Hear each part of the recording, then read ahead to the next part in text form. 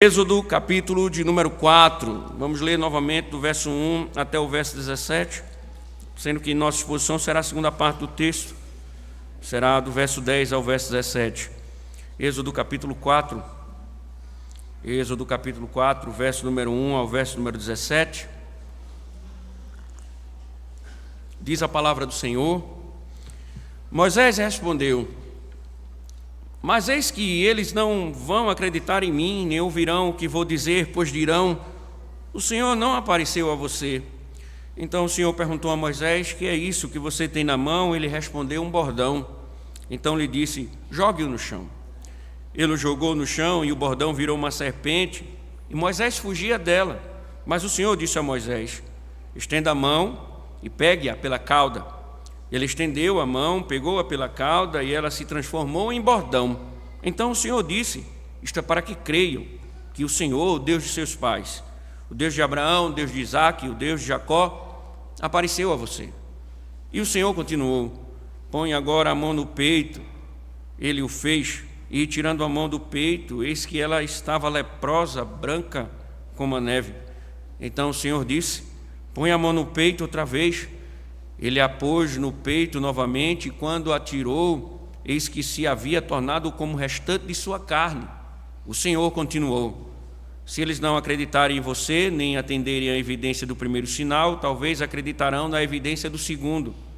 Se eles ainda não acreditarem, mediante esses dois sinais, nem ouvirem o que você disser, pegue um pouco de água do rio e derrame na terra seca, e a água que você pegou do rio se transformará em sangue sobre a terra. Verso 10 é o texto da nossa exposição.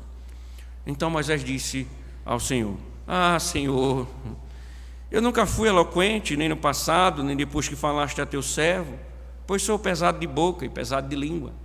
O Senhor respondeu: quem fez a boca do homem? Ou quem faz o mudo, ou o surdo, ou o que vê, ou o cego? Não sou eu, Senhor? Agora vá, e eu serei com a sua boca, e lhe ensinarei o que você deve falar.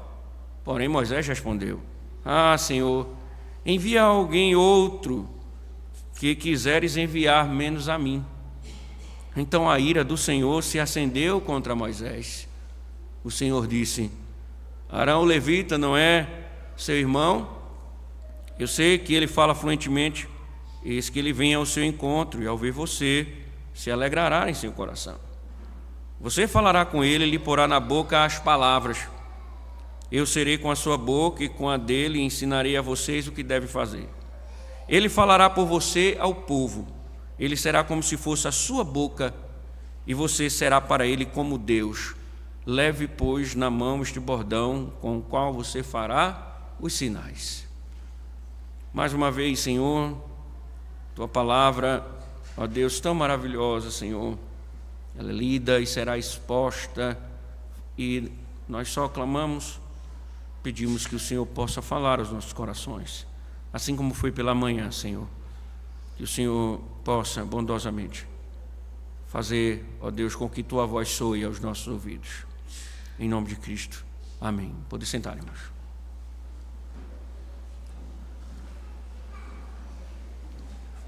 Eu não sei se acontece com vocês, sinceramente eu não sei, mas eu sinto que quando almejamos algo, sempre estamos dispostos a fazer tudo para conquistá-lo, né? Sempre quando almejamos alguma coisa, nós fazemos de tudo para conquistá-lo. Se for um bem de valor, nós nos programamos, cortamos os gastos. Se é uma viagem, nós organizamos as férias. E você observa que não importa o grau de dificuldade, se está no nosso querer, se é o nosso desejo obter tal coisa, nós sempre seremos diligentes, nós labutaremos incansavelmente para obtê-las. Sempre será assim. Mas você nota também que, quando não existe interesse da nossa parte em ter algo, em obter algo, observe que qualquer desculpa serve.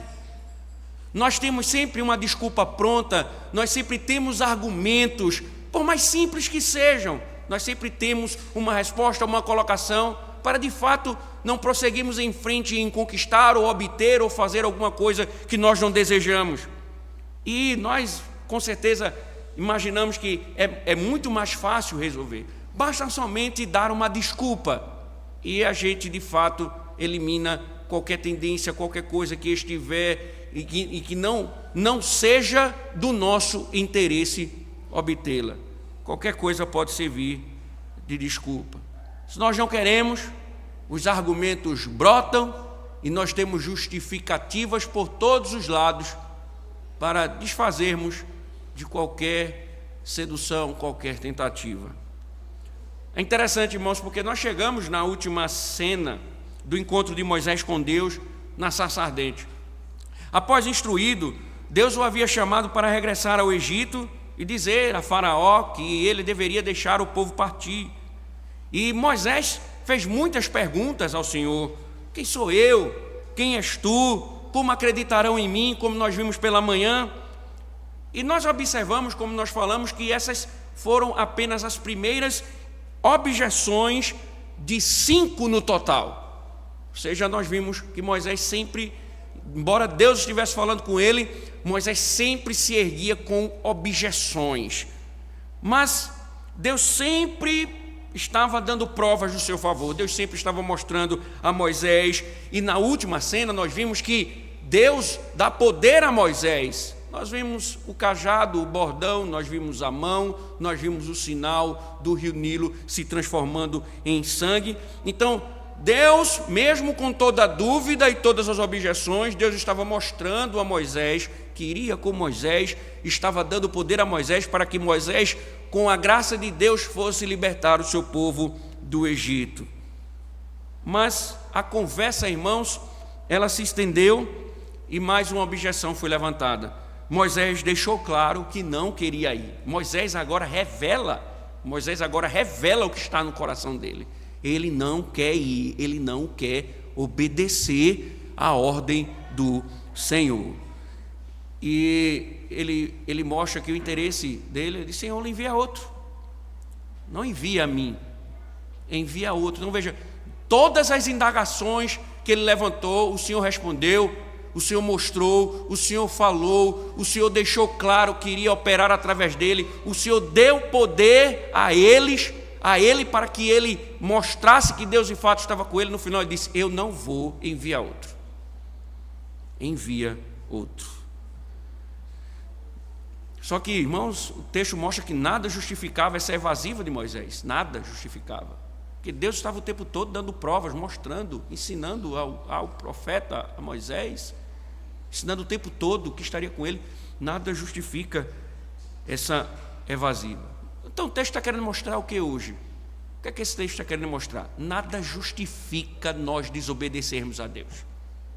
Não existe justificativa para desobedecermos a palavra do Senhor. Não existe justificativa. É porque eu queria que você atentasse para isso. Porque veja como o texto trabalha essa questão. Porque Moisés ele levanta uma objeção que tem a ver com a sua capacidade retórica. Essa é uma objeção inicial.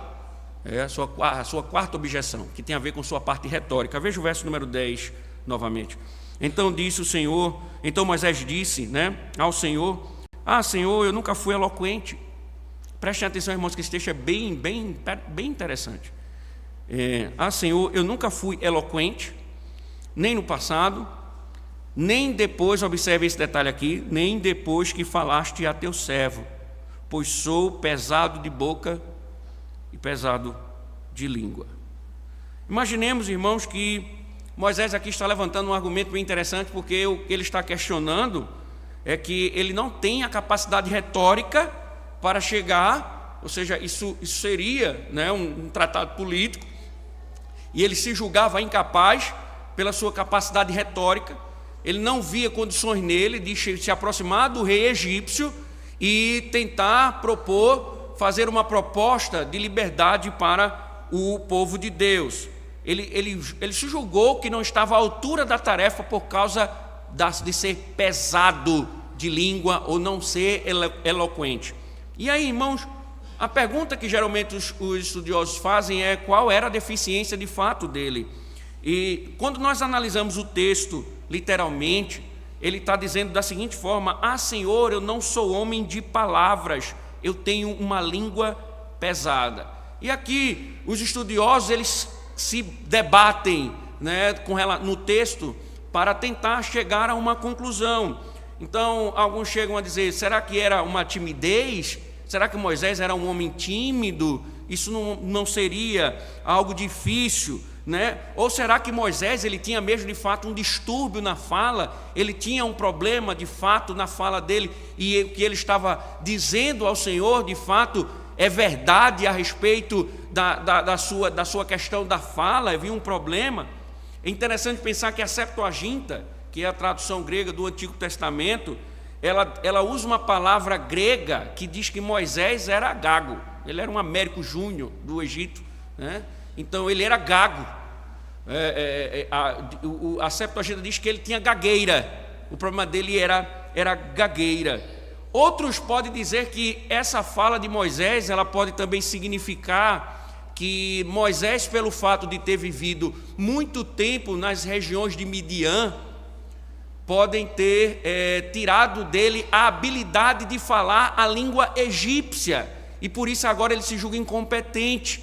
Por isso que ele não se julga capaz de ir a Faraó falar egípcio, porque ele não tem mais o domínio da língua na qual ele foi criado. Então ele tem essa dificuldade. Mas, irmãos, o interessante é que isso é só no campo da discussão, porque ninguém chega a um acordo para determinar. Há possíveis, né, pela estrutura do texto e até mesmo pela forma como a Septuaginta traduziu o Antigo Testamento, há evidências que levam a pensar que ele era gago, mas mesmo assim nós não temos como afirmar categoricamente que o problema dele era a gagueira. No entanto, parece que Moisés está apresentando um argumento sensato. Eu não tenho condições de falar, eu tenho um problema na minha fala. Então, nós não sabemos o problema. A grande questão do texto, irmãos, que nós devemos observar é que o seu problema real não era a sua fala. O texto está querendo mostrar que, embora o argumento de Moisés possa ser um argumento válido, mas o texto quer mostrar que o problema dele não era a fala.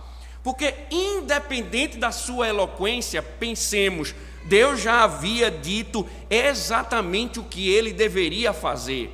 Deus já havia ordenado, Deus já havia dito a Moisés o que ele deveria fazer. Além disso, além da ordem, Deus prometeu que os anciãos iriam ouvi-lo e que os anciãos iriam com ele para pedir que Israel fosse liberto.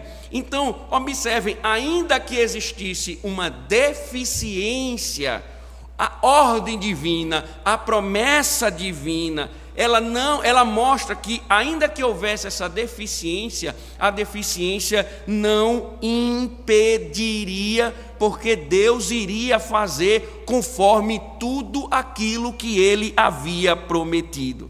E observe, irmãos, um detalhe que muitas vezes alguns estudiosos não conseguem observar, já outros conseguem detalhar. Se você prestar atenção, parece que Moisés está querendo blefar de Deus. Por quê? Porque Moisés vem falando com Deus desde o início na sarça ardente. Ele está falando muito bem, ele está conversando com Deus, ele está discutindo com Deus, ele está levantando suas objeções. Então você vê que, ainda que exista uma deficiência, não existe a incapacidade retórica.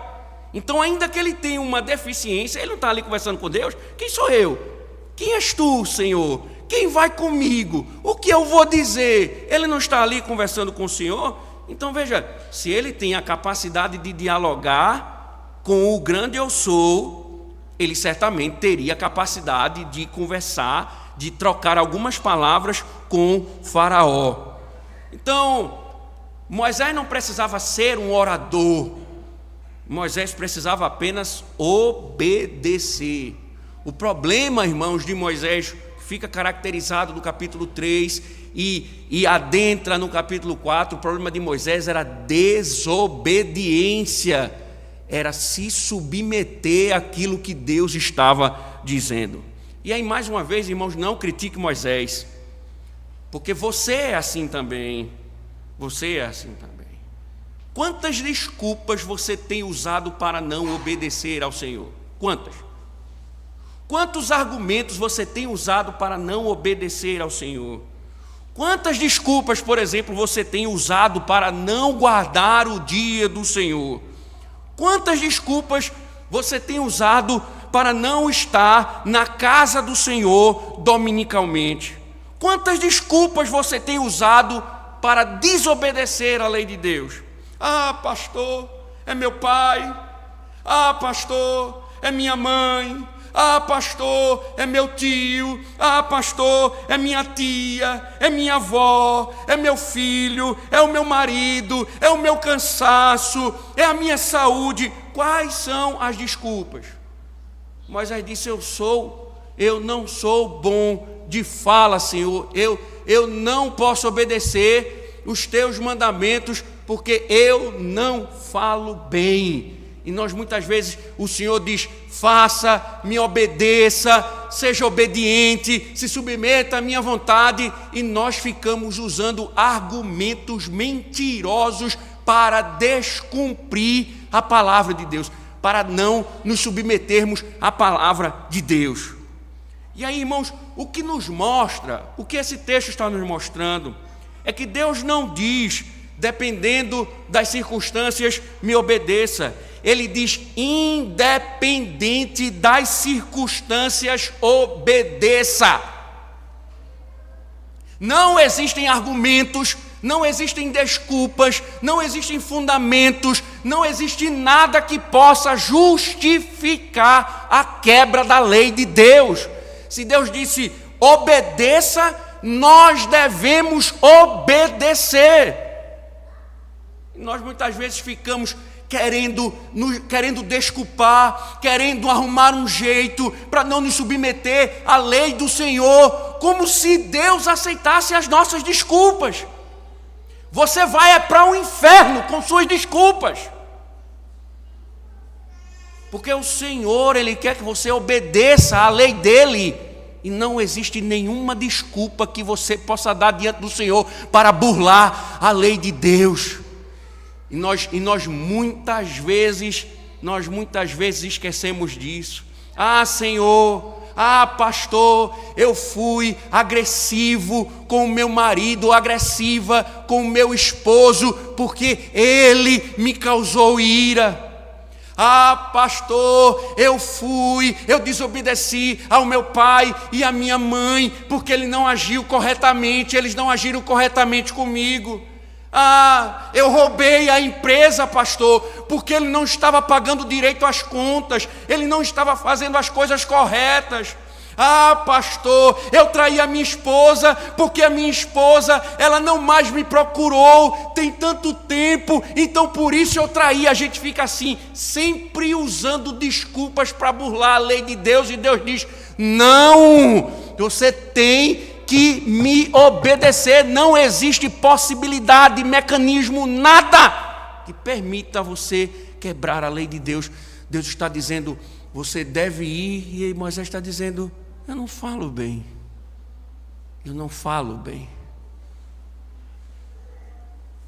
Seu problema, meu irmão, você deveria reconhecer, é desobediência. Seu problema é deliberada desobediência, e você fica usando suas desculpas para dar propina à sua consciência, mas seu problema é rebeldia diante de Deus. O que Moisés está fazendo aqui é rebeldia diante de Deus. Deus está dizendo: eu vou com você, Moisés, vou lhe dar poderes. Veja o bordão, veja a sua mão, veja o sinal do rio Nilo. Eu vou fazer isso, eu vou fazer aquilo. Eu sou o Deus Todo-Poderoso, eu governo o Egito, eu governo todas as coisas, eu governo a vida, eu tenho todo o poder. Vá, Moisés. Não, Senhor, eu não falo bem. Seu problema é desobediência, é isso.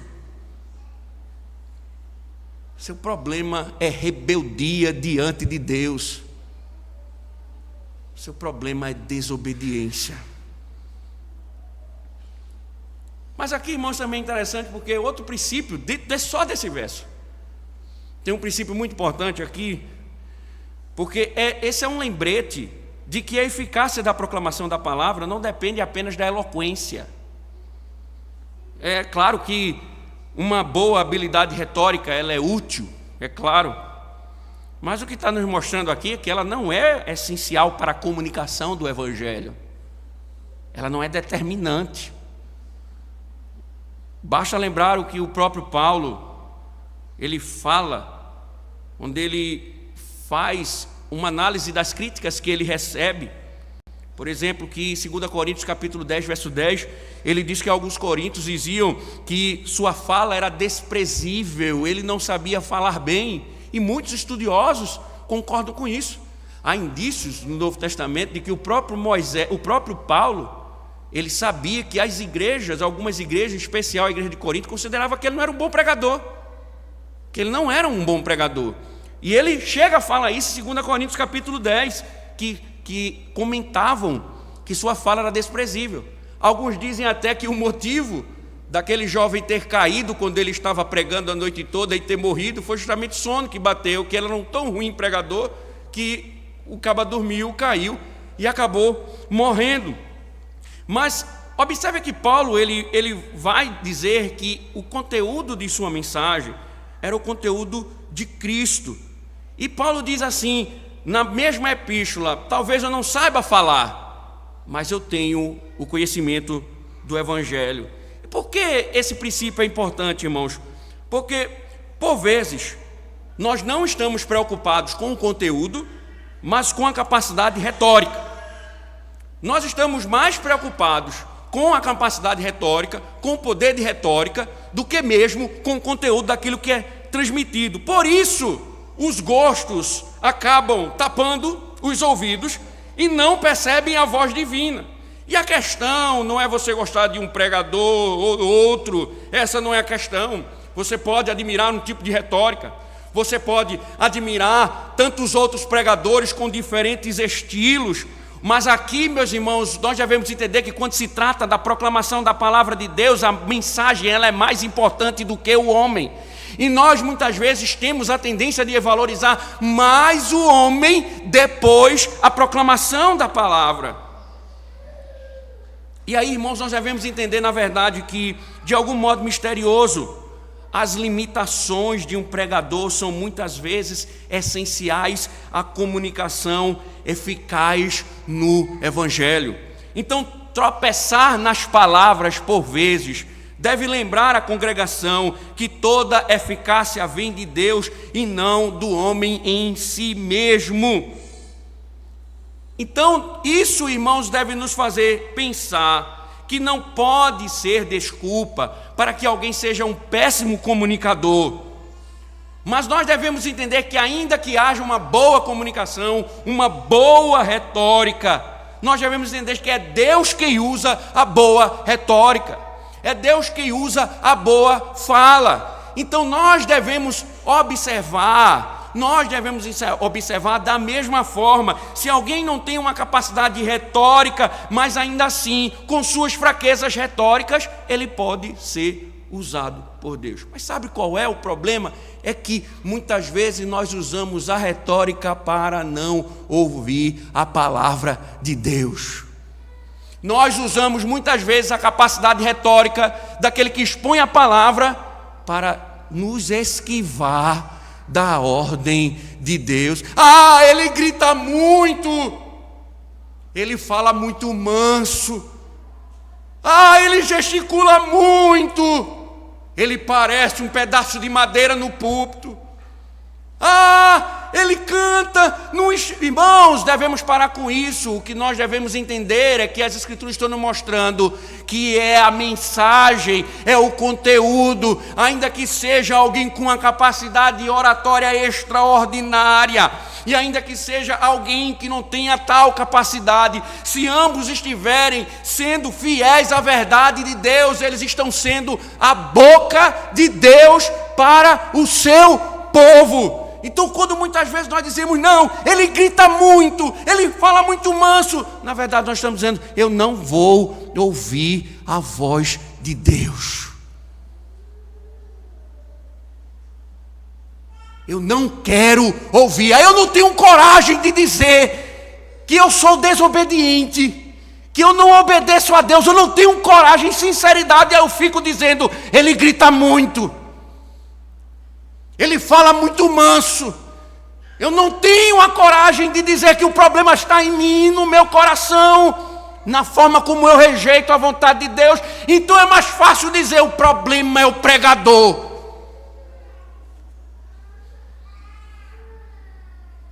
Moisés está dizendo: eu não sou eloquente. A questão não é de eloquência, não. É o que Deus vai falar. O que convence o homem, meus irmãos, não é a capacidade retórica, é o poder de Deus na pregação. Isso faz me lembrar de Spurgeon, quando estavam reformando o tabernáculo metropolitano. Diz que na hora do almoço e Spurgeon era de retórica incomparável, um dos maiores pregadores que a história produziu. Diz que ele foi na hora do almoço, imaginando ele que não tinha ninguém no templo. Não tinha ninguém no templo. E ele subiu ao púlpito para ver a acústica da igreja, achando que o templo estava vazio. E ele simplesmente proferiu as palavras do Senhor: eis o Cordeiro de Deus que tira o pecado do mundo. E um pedreiro estava almoçando dentro do templo, e ele não sabia. E foi convertido naquele momento pelo Senhor. E nós muitas vezes ficamos: ele não fala bem, ele grita demais. E nós não, o que Moisés precisava entender era: o poder não estava na sua capacidade retórica, estava naquele que estava enviando. Moisés não aprendeu ainda que era o Senhor quem iria fazer tudo aquilo que estava prometendo. Também, irmãos, já devemos pensar uma coisa interessante aqui no texto, que a objeção de Moisés é irreverente, sabia disso? Que homem ousado, meus irmãos. Você vê que Moisés é um cara ousado até nesse aspecto, e você vê que isso vai se desenvolver, porque ele vai chegar a Deus e vai dizer: se mostra a mim, eu quero ver o Senhor, se mostre a mim. E aquele episódio fantástico, o Senhor passa de costas. Ele é muito ousado, mas aqui uma ousadia pecaminosa, porque observe a formulação da sua queixa. Volte ao texto, veja que ele diz assim: eu nunca fui eloquente. Aí ele diz: nem no passado. Aí, veja novamente: nem depois que falaste a teu servo. Isso é uma crítica, irmãos. Sabia que ele está criticando a Deus aqui? Porque ele estava acusando Deus, de não ter lhe dado o dom da fala. Quando disse: eu nunca fui eloquente nem no passado, ele está se queixando aqui de como Deus o havia criado. É como se assim: eu sou assim por causa do Senhor. E aí veja, ele ainda engrossa mais a sua pecaminosidade quando diz assim: e nem depois que falaste. Sabe o que ele está querendo dizer aqui, em outras palavras? Ele está querendo dizer o seguinte: olha, Deus, se tu quisesse que eu de fato fosse falar a Faraó, tu teria curado o defeito da minha fala.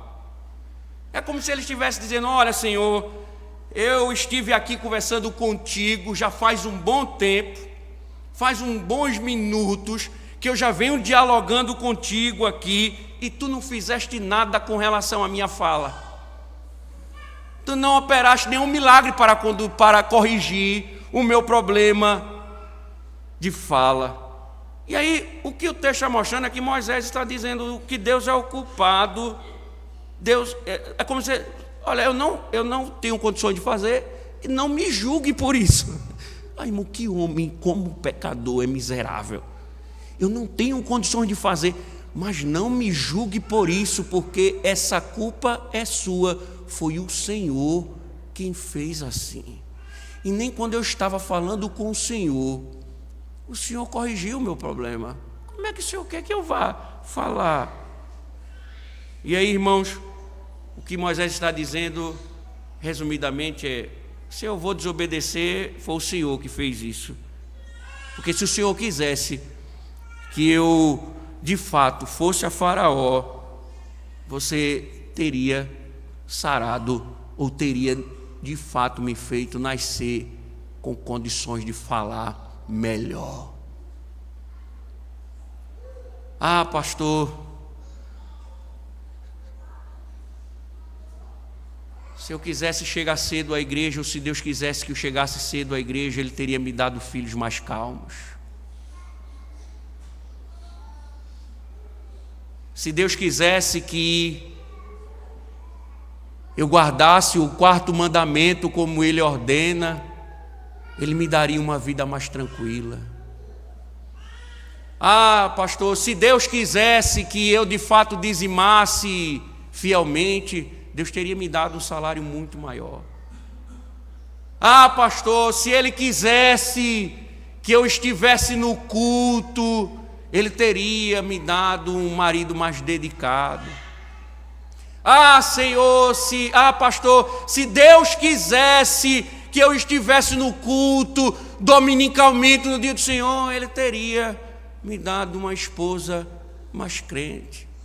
Ah, se o Senhor quisesse de fato que minha família estivesse na igreja, Ele teria me dado uma família crente. E nós vivemos assim, irmãos, acusando Deus dos nossos pecados. Nós vivemos dizendo: eu sou assim porque o Senhor me fez assim. Eu sou negligente com o dia do Senhor porque o Senhor me fez assim. Não foi o Senhor que me deu esse emprego, então não venha me exigir guardar o dia do Senhor. Não foi o Senhor que me deu essa vida financeira, então não me venha cobrar que eu dizime. Não foi o Senhor que me deu isso, então o Senhor é culpado da minha desobediência. Eu não vou te obedecer porque foi o Senhor quem fez desse jeito. Lembra, irmãos, a síndrome de Adão. Foi a mulher que tu me deste, a culpa não é minha. Irmãos, quantas vezes nós cometemos essa blasfêmia, colocando a culpa em Deus pela nossa desobediência.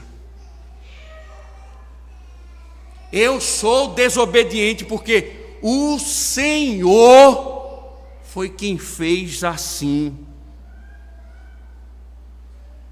Nós acusamos Deus de ser responsável por nossos pecados.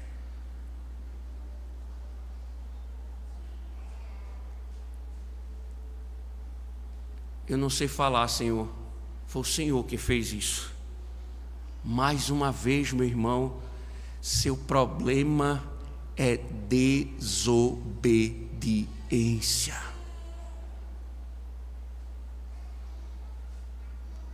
Falta honestidade no seu coração e clareza de dizer: eu sou um desobediente.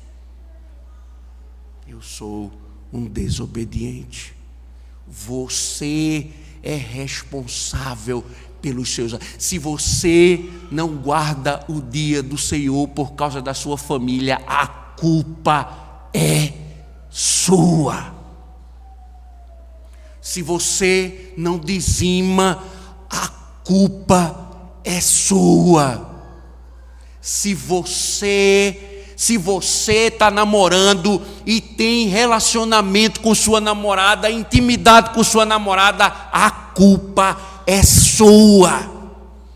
Se você faz o que faz, a culpa é sua, porque você é um desobediente. Você é um rebelde. problema não é o Senhor, é o seu coração rebelde e desobediente. Você deve sair daqui incomodado com isso. Porque, mais uma vez, o Senhor fala, seu problema é desobediência. Desobediência. Mais interessante, irmãos, que Moisés havia recebido exatamente os dons de Deus que Deus queria que ele tivesse. Veja o verso número 11. O Senhor respondeu: quem fez a boca do homem? Ou quem fez o mudo, ou o surdo, ou o que vê, ou o cego? Não sou eu, o Senhor? Irmãos, essa pergunta retórica, ou essas perguntas, na verdade, são várias perguntas retóricas, são um lembrete de que Deus está dizendo a Moisés: você é assim exatamente como eu fiz. Você é do jeito que eu quis. E aí a pergunta que ele faz, podemos fazer: quem nos deu os olhos, ouvidos, boca? Obviamente Deus. Então, se esse é o caso, então nossas habilidades, incapacidades e até mesmo deficiências são ordenadas por Ele. Deus, de fato, nos fez assim. E o importante é que Ele nos fez assim, para a sua glória. Ele não vai ser glorificado somente nas nossas competências, mas nas nossas incompetências também. Porque muitas vezes, irmãos, as pessoas desejam ter habilidades de outro no lugar das suas próprias. Mas se é verdade que Deus nos fez exatamente da maneira como Ele quis, então não podemos nos queixar da nossa falta de habilidades, sem resmungar contra Deus. Quando Moisés disse: eu não sei falar, Deus respondeu: quem fez a boca do homem? Isso era a maneira de Deus mostrar a Moisés que ele estava sendo desbocado. Eu não sei falar, Senhor. Ele disse: e quem fez a tua boca? Não foi eu que te dei a tua boca? Não foi eu que te dei a fala? Como é que tu estás dizendo que não sabe falar, se foi eu que te dei a boca? E talvez, irmãos, toda vez que nos queixamos das nossas limitações pessoais, na verdade estamos insultando o Deus que nos criou. Nós estamos dizendo que nós não éramos para ser assim, era para sermos de outro jeito. Os meus dons não eram para ser esses dons, eram para ser outros dons. E nós começamos a nos queixar de Deus, porque nós vemos insatisfeito com as virtudes que o próprio Deus nos deu. E o que nós estamos ouvindo aqui, irmãos, vendo, é que nós devemos fazer, o que nós devemos fazer, em vez disso, é servir a Deus da melhor maneira possível. Quantas virtudes Deus lhe deu? Talvez você não seja um intelectual, não tenha uma inteligência diferente, talvez sua voz não seja tão bonita ou seja bonita. Talvez, irmãos, você não tenha uma habilidade considerada ou comparada a outras habilidades. Mas aí, irmãos, veja, será que você não tem uma habilidade de cuidar de enfermos, de cuidar de crianças pequenas, ou de dar uma aula? Independente, irmãos, da habilidade, nós devemos usá-las para a glória de Deus, porque foi Deus quem fez assim. Foi Deus quem nos fez assim, com esses dons, com essas virtudes, e o que nós devemos fazer é não nos queixar, mas servi-lo da forma como Deus nos colocou.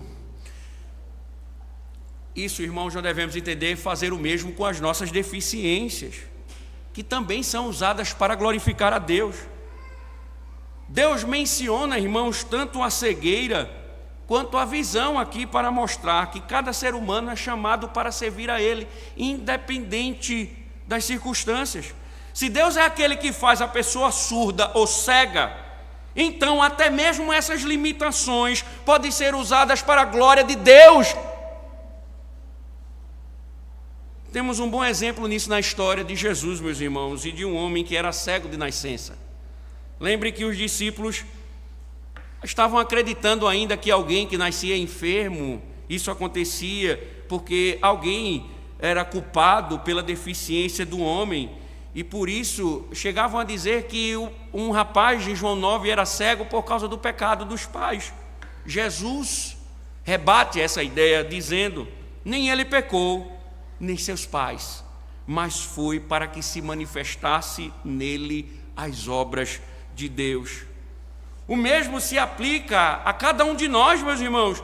Nós fomos feitos para a glória de Deus, e não devemos pensar que as nossas limitações, de algum modo, limitam a capacidade de Deus de glorificar a si mesmo na nossa vida.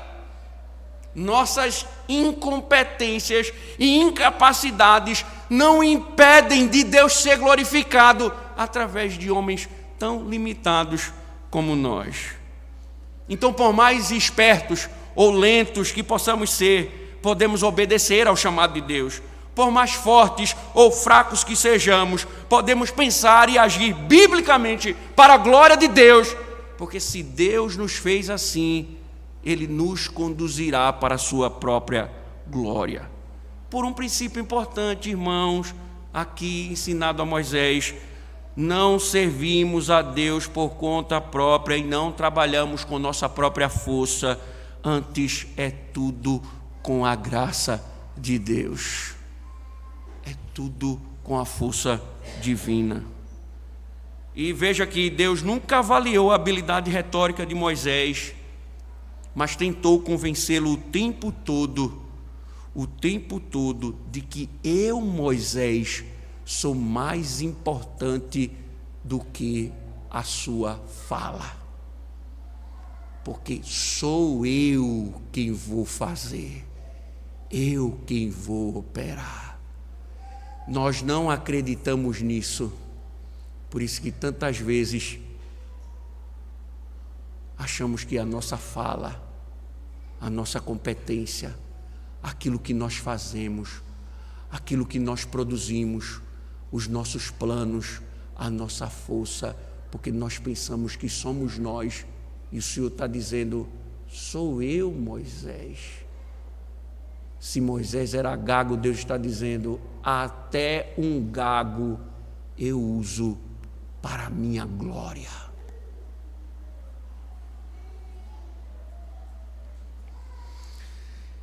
Irmãos, o que Moisés deveria fazer, diante de mais uma vez, o Senhor mostrando isso, Moisés deveria pegar o cajado e dizer: Senhor, então eu vou lá. Mas veja o verso 12. O Senhor diz: agora vai, eu serei com a sua boca e lhe ensinarei o que você deve falar. Então, Moisés deveria, diante disso, veja, o Senhor mais uma vez: vá, Moisés, eu vou instruir, eu vou falar através de você. Eu prometi ir com você, eu vou com você. Não importa as suas debilidades, eu lhe dei a boca, eu sou o Senhor, vá, Moisés, vá. O Senhor mais uma vez, olha, você lê o texto, você vai lendo o fluxo do texto, você já vai se irritando com Moisés, você naturalmente vai se irritando com Moisés, e aqui mais uma vez eu disse: vá, eu vou com você, eu vou falar. E aí, irmãos, mas a desobediência não tem limite, meu irmão. Irmãos, nossa desobediência não tem limites. Veja o verso 12, verso 13. Agora vai, eu serei com a sua boca e lhe ensinarei o que você deve falar. Porém Moisés respondeu: Senhor, envia alguém outro que quiseres enviar, menos a mim. Veja, irmãos, Deus vem dizendo a Moisés: vá, serei contigo, eu vou com você. E aí veja, Moisés não encontrou mais desculpas, porque observe, ele dá desculpa, Deus responde. Ele faz uma objeção, Deus fala. Ele coloca uma impossibilidade, Deus destrói as impossibilidades. Há sempre argumentos divinos para desfazer qualquer objeção de Moisés. E ele já havia tido todas as respostas do Senhor. Mas aqui, irmãos, ele mostra a sua verdadeira motivação, a toda a sua depravação. Ah, Senhor, eu não vou, envias aquele que hás de enviar. Essa última objeção expôs o que se escondia por trás de todas as desculpas de Moisés, irmãos. Desobediência ativa. A questão verdadeira era que Moisés se recusava a confiar no Senhor e obedecer. Literalmente, irmãos, o texto original está da seguinte forma: Senhor, olha o absurdo, envia qualquer pessoa que queira enviar, contanto que não seja eu. Moisés avaliou tudo que o Senhor havia dito e rejeitou, decidiu desobedecer ao Senhor. Ele estava simplesmente negando o direito que Deus tinha sobre a sua vida. E, irmãos, é de fato apropriado em alguns momentos nós perguntarmos: quem sou eu, Senhor? Quem é o Senhor? Posso confiar que o Senhor irá comigo? Orar ao Senhor dizendo: Senhor, vá comigo, me ajude, seja o meu auxílio. Mas, uma vez que sabemos o que Deus quer que façamos, devemos parar de perguntar tolamente e obedecer. Somos os únicos capazes, com a capacidade divina, de fazer aquilo que Ele nos chama. Então, irmãos, quantas vezes nós ficamos lutando com Deus, rejeitando a palavra de Deus? Deus está falando, Deus está chamando, Deus está nos mostrando, e eu não vou.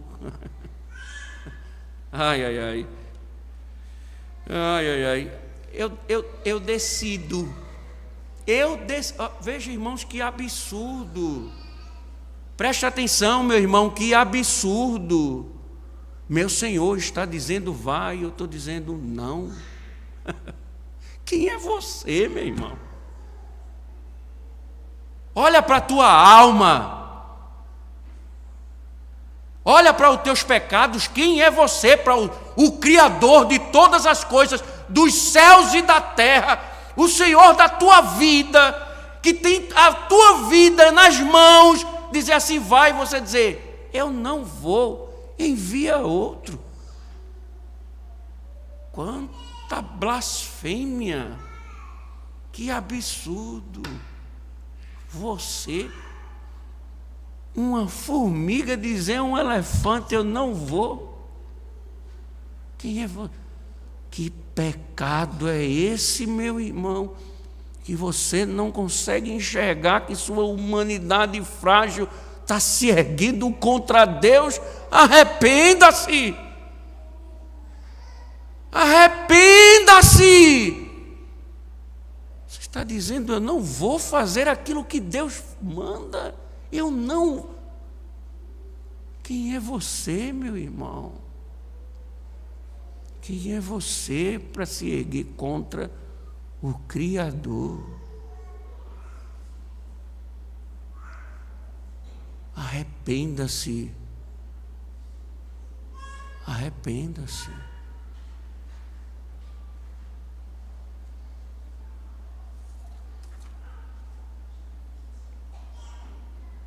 E aí, irmãos, a coisa é tão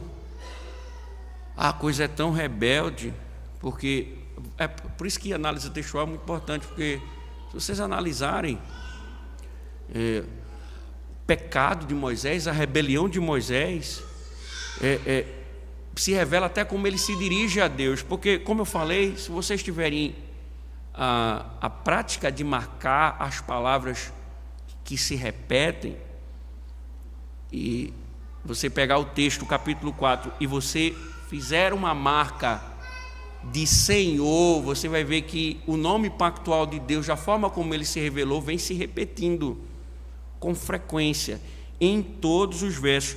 Mas quando Moisés falou com o Senhor, ele não usou o nome pactual. Ele usou o nome Senhor de forma... Esse nome usado, na verdade, a tradução traduziu de forma minúscula, porque Moisés não usou o nome pactual de Deus. Sabe por quê, irmãos? Está assim? Porque quando alguém desobedece ao Senhor, ele está deixando de reconhecer quem Deus é.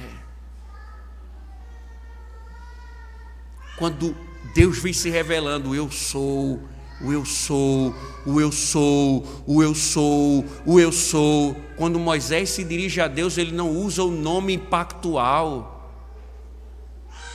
Ele está deixando de reconhecer a glória de Deus, o poder de Deus, tudo aquilo que Deus estava falando.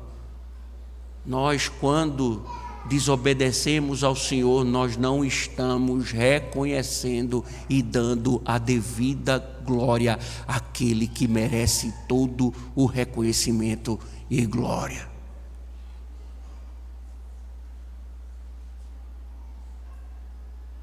Por isso, irmãos, que todo ato de desobediência é uma anulação de quem Deus é. E aqui, irmãos, aqui dá outros sermões. Porque quando nós vivemos em pecado, nós desobedecemos ao Senhor, nós não reconhecemos quem Ele é. Por isso que, por exemplo, todo pecado, quando há uma disciplina pública, incorpora o terceiro mandamento, porque o nome de Deus foi profanado. Quando nós nos reunimos para adorar, se a adoração não for bíblica, nós estamos desobedecendo ao Senhor e automaticamente não estamos reconhecendo a sua glória. Então todo ato de desobediência é uma anulação de quem Deus é e uma exaltação de quem o homem é. Quando alguém diz assim, eu não vou, ele deixa de reconhecer quem Deus é e passa a valorizar quem Ele é. O importante não é o eu sou, é quem eu sou. Quem manda sou eu, Senhor. Eu não vou. Veja o verso 14, 15 e 16. Então a ira do Senhor se acendeu contra Moisés. E esperar mais o quê? Que Deus botasse no colo? Você acha o quê? Que o caminho de rebeldia vai ser do agrado do Senhor? Alguém que se ergue contra Deus, eu não vou te obedecer, eu vou seguir os meus próprios caminhos. Aí você acha que Deus vai dizer assim, ovelhinha, eu te amo, e faz um coração de dorama para você, é? Você está pensando nesse Deus do evangelicalismo brasileiro, do evangelho que é pregado nessa cidade, um Deus que abraça todo mundo, que você vive em pecado e Deus acha que está tudo bem, que o povo vive em rebeldia e que Deus está sempre olhando para o povo dizendo, meu povinho querido, eu não vou fazer nada com eles. Diz que Deus se irou contra Moisés e tinha como ser diferente. Deus dizendo, eu vou com você, eu vou sustentar você, eu vou falar através de você, eu vou lhe dar poderes, vá, eu vou operar, vá, não vou. A ira do Senhor se acendeu. Você espera o que do Senhor se você vive a desobedecer? Você vai esperar o quê? Você vai esperar o quê? Que a ira do Senhor vai se acender contra você. É isso que você quer para a sua vida, meu irmão? Você quer a ira do Senhor?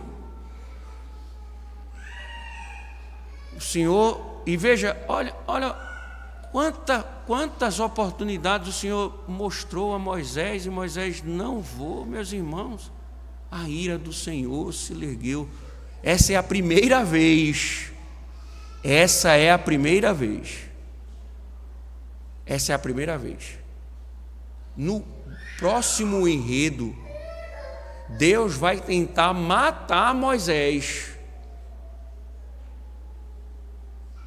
Por mais que você seja uma mulher ou um homem de Deus, se você viver em desobediência, não pense que você será privado da ira de Deus. Não pense. Não pense que porque você é filho de pastor, filho de presbítero, filho de diácono, porque você é pastor, porque você é presbítero, porque você é diácono, porque você é o mais antigo na igreja, independente, andou no caminho de rebeldia, vai ter que lidar com a ira do Senhor. Deus não poupa. Deus não poupa.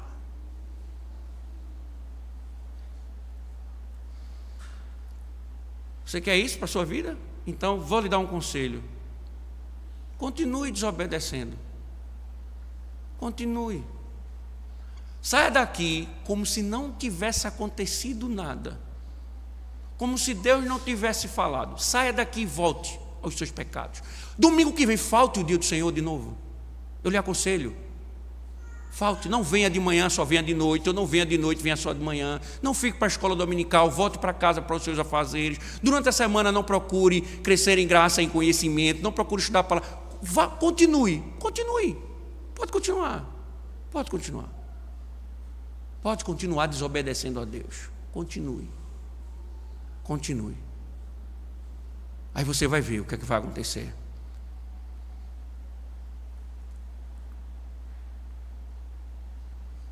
Reconhecer, irmãos, a ira de Deus nos ajuda a entender. Nós precisamos nos arrepender, irmãos, que Deus não nos poupará. Nós estamos lendo Ezequiel, estamos vendo isso.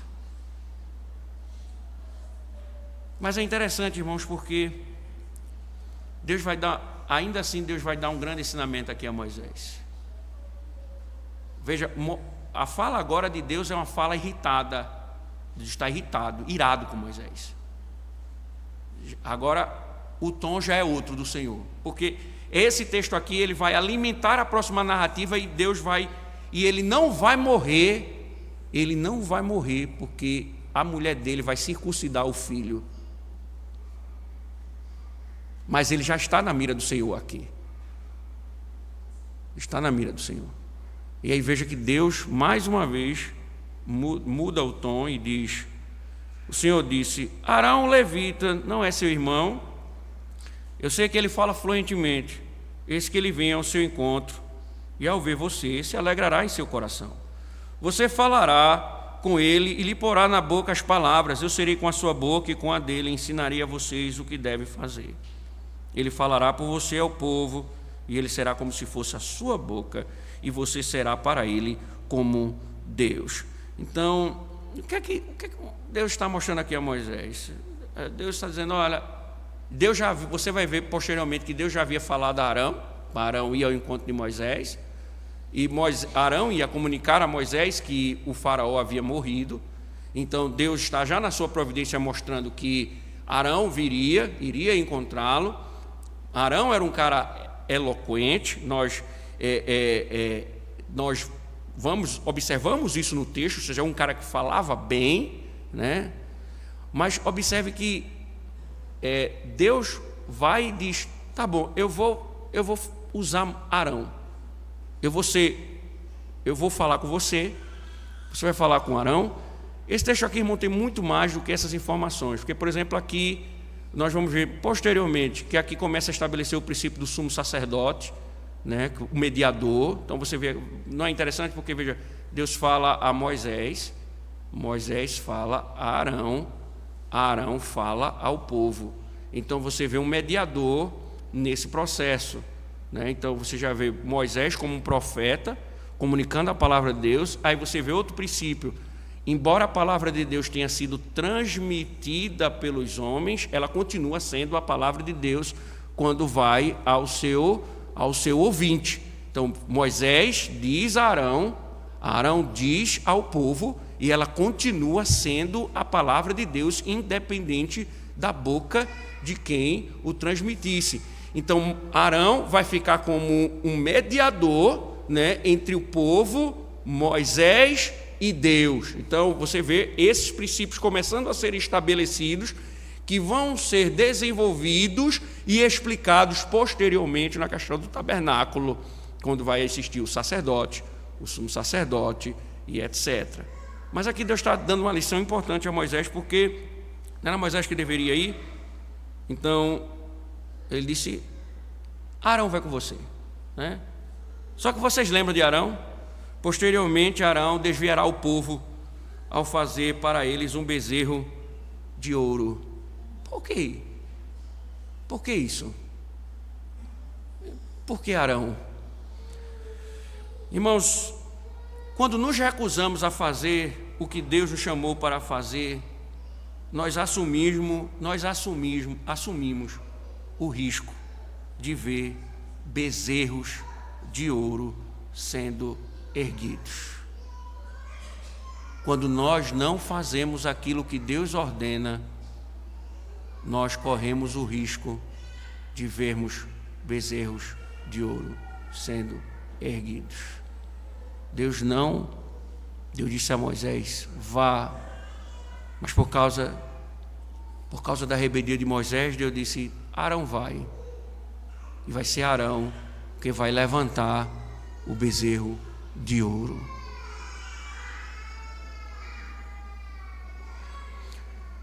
Então a última coisa que Deus diz a Moisés é, toma pois esse bordão na mão, com o qual hás de fazer sinais. Verso 17, né? Leve pois na mão este bordão, com o qual você fará os sinais. Por que está dizendo? Deus está dizendo a ele, eu não aceito não como resposta. Aqui aquela teologia, né? O homem é soberano, Deus respeita a vontade humana, o homem tem o livre-arbítrio. Moisés diz, eu não vou. Deus diz, você vai. Você vai. Não é resposta. E aí Moisés teve de fazer o que Deus havia chamado a fazer, pela autoridade de Deus e com a assistência de Deus, simbolizada pelo bordão. Ele vai ter que voltar ao Egito para libertar o povo. Não existe não, Moisés. Você vai. Pegue o bordão e vá, porque eu vou com você. A próxima narrativa é justamente Moisés voltando para Jetro, dizendo, eu vou ter que voltar ao Egito. Pega a sua família para voltar ao Egito. O Senhor vai tentar matá-lo, mas ele vai chegar no Egito, vai falar com os anciãos e vai acontecer tudo aquilo que o Senhor havia falado. Mas, irmãos, que interessante, não é, esse texto, porque Moisés provou que era um grande líder. Vai ficar evidente isso. Há um aspecto importante na Escritura de mostrar essa ousadia, né, de falar com Deus, de dizer, Deus vai, ele não vou. Isso mostra, embora haja uma desobediência, há um homem, uma liderança ali.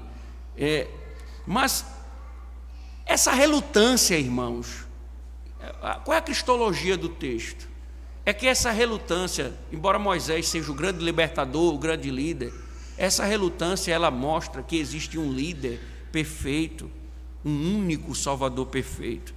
Porque no decorrer nós veremos, principalmente no Pentateuco, que o Senhor prometeu a Moisés que um dia levantaria um profeta semelhante a ele. E ele mais tarde disse a Moisés, lá em Deuteronômio capítulo 18, suscitar-lhe-ei um profeta do meio de seus irmãos semelhante a ti, veja, em cuja boca porei as minhas palavras, e ele lhes falará tudo o que eu lhes ordenar. Essa profecia se cumpre em Cristo, quando Pedro, lá em Atos capítulo 3, no seu sermão, ele mostra no dia de Pentecostes que Cristo é o cumprimento dessa profecia. Ele era o grande líder de Israel. E a Bíblia diz que Jesus era semelhante aos irmãos, mas era sem pecado. Então, como Deus prometeu enviar o libertador, Jesus ele foi como Moisés, ele veio para nos libertar da escravidão do pecado e para nos redimir do cativeiro da morte. E o que é que o Senhor espera então daqueles que são salvos? Mateus 17,5, ouçam o que ele tem a dizer. Pois Jesus disse muitas vezes, quem me escuta, escuta o Pai. Quem me ouve está ouvindo ao meu Pai. Porém, irmãos, por mais semelhantes que esses dois homens tenham sido, há também alguns sentidos cruciais em que Jesus não foi como Moisés. Um dos aspectos mais óbvios é que ele estava pronto e disposto a obedecer à vontade de Deus.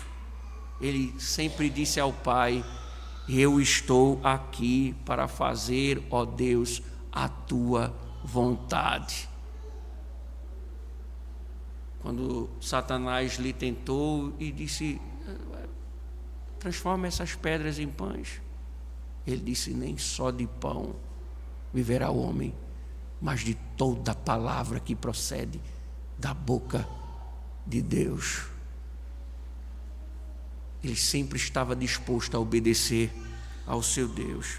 Ele agonizou na cruz, mas não recusou a suportá-la. Ele disse, Senhor, afasta de mim este cálice de sofrimento, mas que não seja feita a minha vontade, mas a tua vontade. Ele foi obediente até a morte.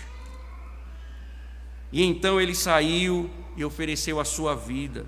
Ele não disse, Deus, envia outra pessoa, pois ele sabia que não havia outra pessoa. Apenas ele podia fazer a expiação perfeita pelos nossos pecados. E aí vem, para finalizar, nós somos cristãos? Nós somos cristãos? Tem certeza que você é um cristão? Tem certeza? Se Moisés então não é um modelo, Cristo passa a ser um modelo de serviço e de obediência. Cabe a nós obedecer ao Senhor. Você tem sido obediente ou rebelde ou desobediente? Cuidado, porque a ira do Senhor pode estar sobre a sua vida. Bendito Deus, louvamos o teu nome, Senhor, por mais uma noite, por mais a grata oportunidade de ouvirmos a tua voz, Senhor. Misericórdia, ó Deus, e nos ensina a sermos obedientes, Senhor, independente das circunstâncias. Livra-nos dessa rebeldia dos nossos corações. Destrói as nossas desculpas e expõe, na verdade, Senhor, a nossa rebeldia, para que tratemos, Senhor, e venhamos a nos submeter. Que sejamos obedientes como teu Filho, Senhor. É em nome dele que nós oramos. Amém. Louvemos ao Senhor, meus irmãos.